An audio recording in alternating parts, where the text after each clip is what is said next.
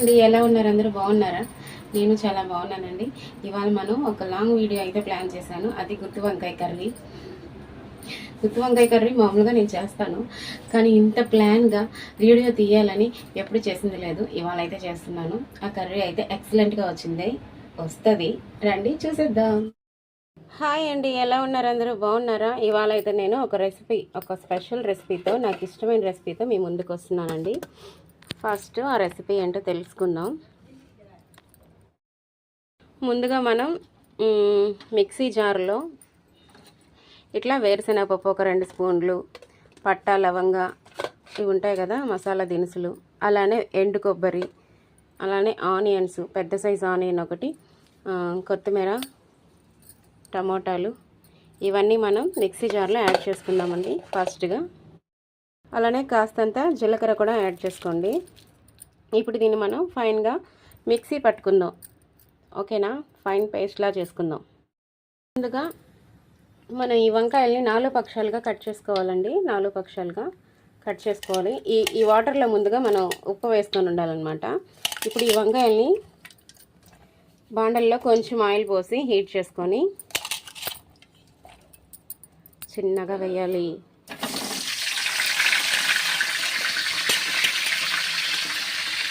ముందు ఫ్లేమ్ని కొంచెం సిమ్లో పెట్టుకొని వేసుకున్నాక ఇవి బాగా వేగాలన్నమాట. బాంబులు ఎక్కడో ఉండవు బాబు, ఇవి వంట రూమ్లోనే ఉంటాయి అనిపిస్తుంది నాకు ఇవి పేలుతుంటే కాదా. ఓకే, ఏం చేస్తాం, మనం తినాలంటే చేసుకోవాలా కష్టపడి. ఇప్పుడు ఈ ఆయిల్లో ఇవి బాగా మగ్గనిద్దాం కాసేపు. ఓకేనా? వంకాయలు హాఫ్ మగ్గాల ఇప్పుడే, తర్వాత కర్రీలో మగ్గుతుంది మిగతా సగం.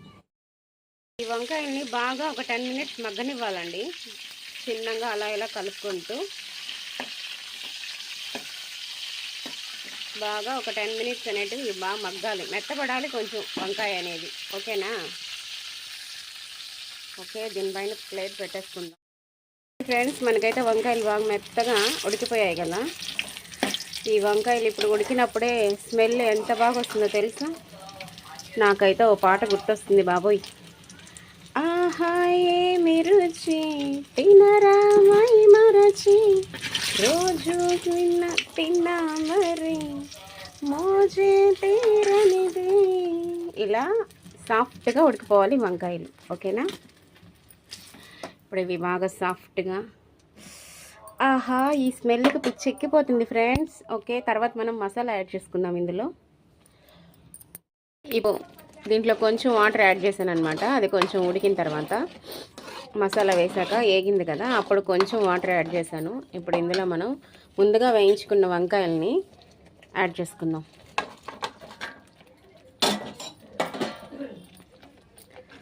యాడ్ చేసుకొని దీన్ని ఒక 10 to 15 మినిట్స్ ఉడకనిద్దామండి. మన కర్రీ అయితే రెడీ అవుతుంది. ఓకేనా? దీనికి లాస్ట్లో ఫినిషింగ్ టచ్ ఒకటి ఉంది ఇంకా.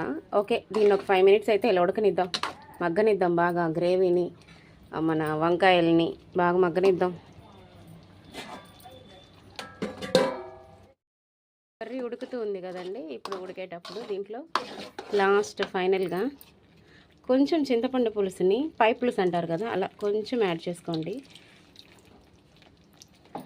కొంచెం యాడ్ చేసుకున్నాక ఇంకా దీంట్లో లైట్గా వాటర్ వేసి సిమ్లో పెట్టి ఒక 10 మినిట్స్ మగ్గనిద్దాం. అంతే, మన వంకాయ కర్రీ రెడీ అయిపోతుందండి. ఓకే అండి, మన గుత్తి వంకాయ కర్రీ అయితే రెడీ అయిపోయింది. చూడండి, ఇంకా మనం తినడానికి సిద్ధమైంది మన గుత్తి వంకాయ కర్రీ. ఆయిల్ కూడా బాగా చక్కగా తేలింది, వంకాయ కూడా చాలా సాఫ్ట్గా ఉడికింది. సో మన గుత్తి వంకాయ కర్రీ ఇంకా రెడీ అన్నమాట. ఇప్పుడు మనం చూద్దామండి ఈ గుత్తి వంకాయ కర్రీ టేస్ట్ ఎలా వచ్చిందో.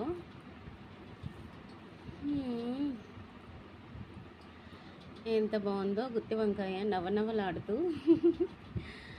ఓకే, టేస్ట్ చూద్దాం. సాయినాథా, నా గుత్తి వంకాయ కర్రీ సూపర్గా ఉండాలి.